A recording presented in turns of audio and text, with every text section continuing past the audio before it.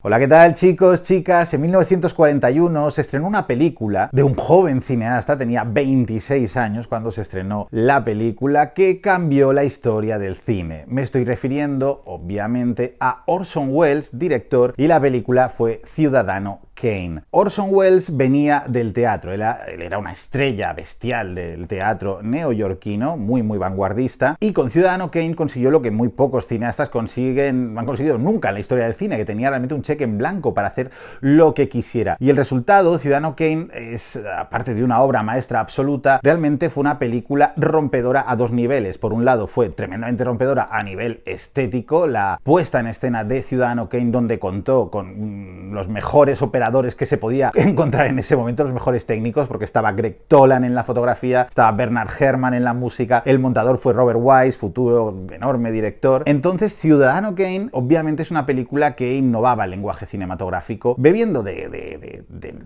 muchos referentes estéticos de los años 20, ¿no? Los más vanguardistas, pero Orson Welles llevaba, ¿no? Cogía ese lenguaje cinematográfico y lo proyectaba hacia el futuro. Eso por un lado. Y por otro lado, era una película muy destroyer, a nivel destroyer, vaya, porque atacaba a la figura principal, el propio Kane, ¿no? Charles Foster Kane, era un personaje que venía a satirizar al magnate de la prensa William Randolph Hearst, lo cual en su día fue todo un escándalo, porque obviamente William Randolph Hearst controlaba buena parte del mass media americano, con lo que fue una película realmente polémica. Pero siempre ha habido una polémica o una confrontación muy fuerte sobre quién era el verdadero autor del guión de la película, porque de la película era Orson Welles en sí mismo. Pero el guión, siempre había una riña muy potente entre Orson Welles y el escritor y guionista Herman J. Mankiewicz.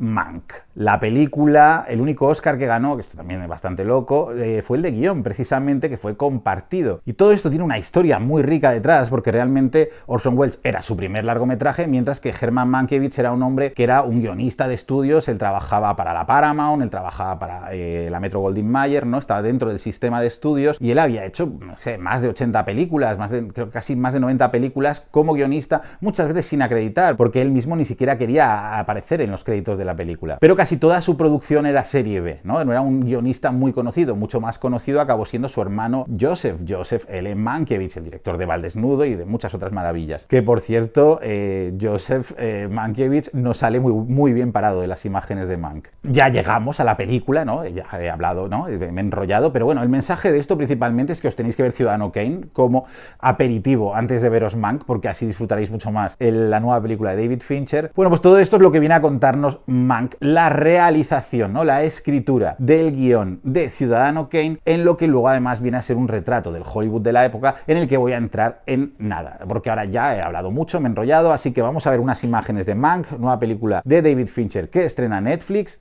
y vamos al análisis. Not all characters are headliners. Some are secondary. You pick a fight with Willie, you are finished. Mayor can't save you. Nobody can, especially the boy genius from New York. I removed any distraction, eliminated every excuse.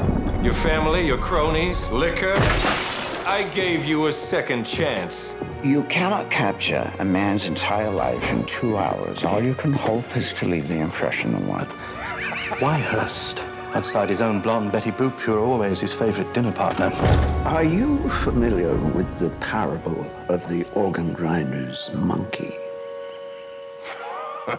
Dirige David Fincher, cineasta nacido en Denver, Colorado, en 1962. Llevaba 4 años sin hacer largometrajes. Su última película, Perdidas, de 2016. Ha estado muy enredado con la serie que a mí me gusta mucho, Mindhunter, algo que dice que ya no va a volver a pasar. Mindhunter ya no va a haber más, es lo que ha dicho Fincher, al menos realizada o coordinada por él. Obviamente Fincher es uno de los cineastas más importantes, ya lo he dicho, de la era contemporánea. Citemos alguna de las grandes obras maestras de Fincher. Pues a mí Seven me parece un peliculón del 95, Zodiac 2007, que sigue siendo mi peli favorita de Fincher. En el 2008 hizo El curioso caso de Benjamin Button y en el 2010 hizo La red social. El autor del guión es Jack Fincher, padre de David Fincher, en lo que es el primer largometraje acreditado al padre de David Fincher. Él tenía el guión que debía haberse convertido en El aviador de Martin Scorsese. O sea, Jack Fincher escribió un biopic de Howard Hughes que era el que en principio se iba a adaptar para El aviador, pero al final Scorsese decidió que no, que al final optó por otro guión, así que este sería su primer largometraje acreditado. Es súper interesante porque Fincher siempre trabaja con guionistas top, ¿no?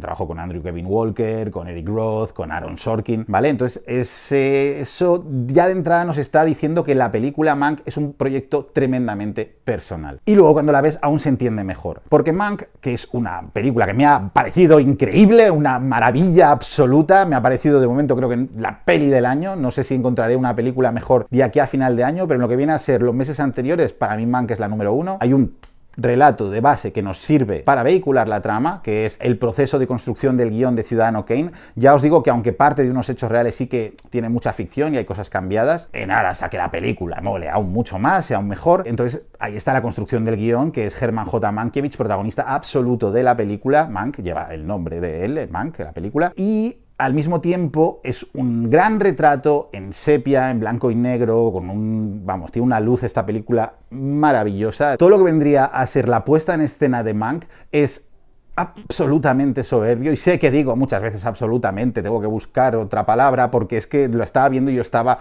alucinando bastante con toda la puesta en escena, que por cierto tiene muchas rimas visuales con Ciudadano Kane, es decir, hay planos que están pillados de Ciudadano Kane, pero es que hay fundidos y encadenados también que puedes encontrar en Ciudadano Kane, ¿no? Hay como un diálogo entre las dos películas, porque lo que está intentando en todo momento Mank es copiar, ¿no? la puesta en escena de las películas de los años 30 y 40, la era dorada de Hollywood, cuando llegó el cine sonoro, y cómo era ese cine en lo que viene a ser la puesta en escena, ¿no? Trata de imitar esa puesta en escena con un lenguaje realmente fascinante. Es decir, Mank no es solo una película sobre lo que se está contando, sino sobre cómo se está contando, algo que ya sabíamos de Fincher, porque en general David Fincher es un cineasta que cuida muchísimo la puesta en escena de una forma muy moderna, a lo Fritz Lang, a lo Alfred Hitchcock, ¿vale? Es un cineasta que bebe del clasicismo más moderno a ese nivel, a ese respecto. Obviamente, Mank es un gran retrato del Hollywood de la época. De igual forma que Quentin Tarantino nos hizo un retrato del Hollywood de los años 60 a través de actores en declive y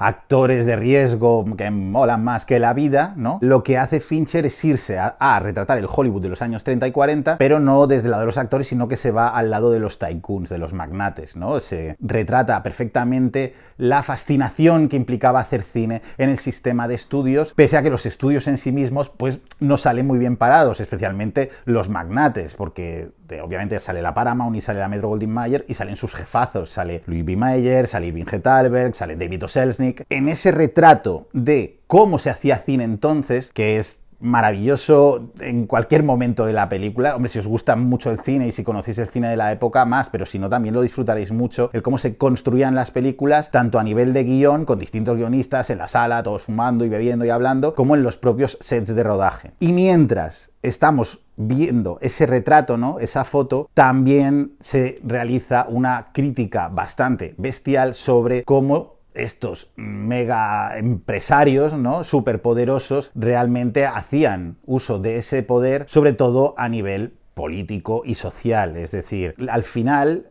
la lucha que existía en Ciudadano Kane, que retrataba la figura de William Randolph Hearst como un magnate superpoderoso y realmente villanizado, ¿no? Villanizado al respecto de todas las decisiones locas que tomaba. En Mank, ¿no? Existe también una rima muy potente al retratar a todos estos tycoons, incluyendo al propio William Randolph Hearst, que también aparece en la película, todos ellos enfocados en un contexto sociopolítico muy delicado, en los albores de la Segunda Guerra Mundial. Estamos con el auge del partido nazi en Europa y cómo respondían estos magnates tan poderosos, gracias a todo el dinero que tienen, ya la influencia que tienen a través de sus propias películas, en cómo pueden modificar el panorama político de los propios Estados Unidos. Hay un momento en la película, esto no es un mega spoiler, ¿vale? Simplemente hay un momento en la película en la que Upton Sinclair, que era un escritor, que se presentaba al gobierno de California por el Partido Demócrata, pues como desde los estudios lo que buscan es que gane el aspirante republicano. Y en mitad de ese caos está Mank, que a través de flashbacks, mientras escribe Ciudadano Kane, recuerda, ¿no?, cómo estos tiburones hacían realmente una guerra sucia o guerra sucísima para poder acabar con la figura de Sinclair, y cómo Mank, que era un intelectual, cultural, de izquierdas, estaba en todas las salsas de Hollywood, ¿no? Era alguien a quien todo el mundo quería tener en sus fiestas, especialmente William Randolph Hearst, porque era alguien a quien daba gusto oír hablar. Tenía que vivir esa doble vida, ¿no?, esa doble moral entre lo que pensaba y lo que realmente hacía en ese contexto tan hostil hacia él. Y para ello, pues David Fincher ha tomado una de las mejores decisiones de casting que ha tomado en su vida. No es que elija mal los actores Fincher, los elige generalmente muy bien, pero es que Gary Oldman en Mank, o sea, es que es la película él, en muchos casos. Yo creo que es la mejor interpretación de Gary Oldman. Es realmente increíble cómo está Gary Oldman, cómo se mueve. Él vehicula toda la obra. Él nos lleva, nos introduce en Hollywood, nos introduce en los salones donde no se para de beber, y él es el que más bebe, porque él, entre copa y copa, entre 2000 cigarros y esa, ¿no?, con una mala salud de hierro que tiene, que él está siempre como enfermo y no para de beber y no para de fumar, y sin embargo, con esa ironía, esa inteligencia, hace que toda la película, ¿no?, aunque estemos delante, ¿no?, que prácticamente de un drama, él con su estilo, con su capacidad para dar la vuelta a las situaciones simplemente con los diálogos realmente están muy bien escritos en la película, pero es que Gary Oldman está tremendo. Es una auténtica barbaridad la lección absoluta que da Gary Oldman interpretativa, con lo cual es mucho más fácil empatizar con un personaje que a la vez en sí mismo es tremendamente complejo. Obviamente creo que Mank va a formar parte ya de la riquísima historia de las películas que de lo que hablan es de cine dentro del cine, ¿no? Y de una forma tremendamente clásica también, porque estoy pensando en el Vincente Minnelli de Cautivos del Mal, estoy pensando en el Billy Wilder del Crepúsculo de los Dioses, en el John Schlesinger de Como Plaga de Langostas, en el Elia Kazan del Último Magnate, ¿no? Películas que retratan el Hollywood clásico y cómo funcionaba ese Hollywood clásico, pues rodado con un estilo, un flow y un carácter tremendamente maravilloso. Al final, obviamente, la escritura del guión de Ciudadano Kane es el hilo por el que nos lleva desde el presente, ¿no?, hacia el pasado, pero sobre todo lo importante aquí es, ¿no?, esa foto del Hollywood, esa lucha tremenda de egos, esa pasión enfebrecida por hacer películas o incluso por firmar películas, ¿no?, por que tu nombre aparezca, aunque tú la hayas hecho, que te dejen firmarla, por el papel despótico. Irving G. Thalberg sale muy mal parado de la película, por ejemplo, pero bueno, eso ya lo sabía, si habéis leído un poco de cómo funcionaban los estudios y cómo era Thalberg, que se cargó la carrera de Buster Keaton, entre otras cosas. Bueno, pues es realmente interesante. Esta película es la lucha de un hombre contra el mundo, ¿no?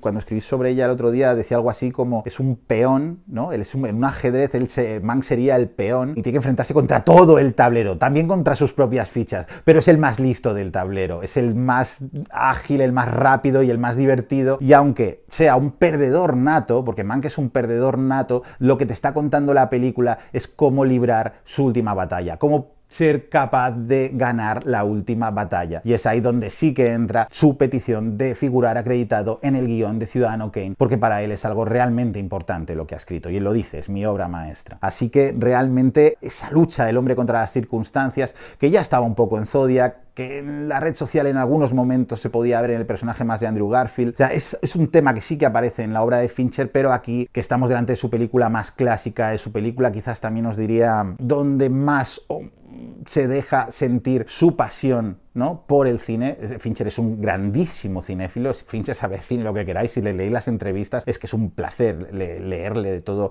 los conocimientos que tiene, y cómo todo eso se filtra de alguna forma y acaba convirtiéndose en imágenes en Mank es una de las absolutas maravillas de la película. En definitiva, Mank me pareció una película fascinante, tremendamente lograda, muy inteligente, muy compleja también, con unos personajes realmente llenos de capas. O sea, no esperéis que aparezca William Randolph Hearst y sea el demonio, porque no, le da capas. O sea, realmente está construida de tal forma que incluso aquellos personajes más villanos están muy matizados. Obviamente Gary Oldman se lo lleva todo, es que se lo come todo, es un pasote, pero es muy rico pensar, yo que sé, Orson Welles al final no aparece tanto como yo desearía, que soy muy fan de Orson Welles obviamente, pero cuando aparece es la bomba, y además la presencia de Orson Welles rima mucho con la de Charles Foster Kane, ¿no? La forma en la que está retratado en la película, que a veces solo es una voz, que a veces solo es una figura que no se acaba de ver del todo. A Welles le da vida el actor Tom Burke, que es un actor que, si no habéis visto The Souvenir, de Joanna Hogg, que es un peliculón, verla también, y así conoceréis a este actor, que aquí aparece poquito, pero aparece. Vamos, que yo creo que ha quedado bastante claro que me ha gustado mucho, me ha gustado muchísimo Mank. Creo que es una lección de cine, que es una alegría que también en general los cinéfilos necesitábamos, ¿no? En un año que para el cine ha sido muy complicado, tanto a nivel industrial como a nivel películas, un año difícil, y pues que te llegue David Fincher, que regrese, ¿no? Que regrese y consiga hacer una película que además habla tanto del cine clásico, el cine que formó las formas, con perdón, del cine que hemos estado viendo todas estas décadas después. Creo que es una absoluta maravilla y creo que es para celebrar. Sí que es cierto, ¿no?, que se aleja de los thrillers potentísimos de Fincher. Esto es otra cosa, esto es una cosa distinta, realmente distinta. No dejaba de pensar en Vincente Minnelli, en Cautivos del Mal, o en 2 semanas en otra ciudad, que es otra película maravillosa de Minnelli. Pues Mank es todo eso, es una película rica, es una película para ver varias veces, también creo yo, y es una forma, pues eso, de homenajear al cine clásico, haciendo cine tremendamente moderno. Demostrando que el cine es aún hoy, en 2020, cuando todo se derrumba, sigue siendo la mejor de las artes y probablemente la mejor forma de pasar un rato. Y ya está. Hasta aquí hemos llegado, chicos, chicas. Un beso muy fuerte, ¿vale? A todos, a todas.